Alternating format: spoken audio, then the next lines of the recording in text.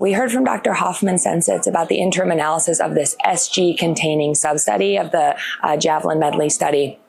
And basically, this was patients who received platinum doublet chemotherapy, would go on to Avelumab maintenance, sort of in our old paradigm of how we treat this disease type.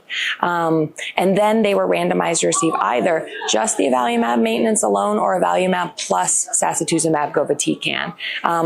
The addition of Sacituzumab govitecan reduced the risk of progression by 51%, so there was a PFS benefit from that. At the time of interim analysis, we did not see an OS benefit from the addition of SG. There was definitely a difference in response rates between the two arms, with that being significantly higher with SG.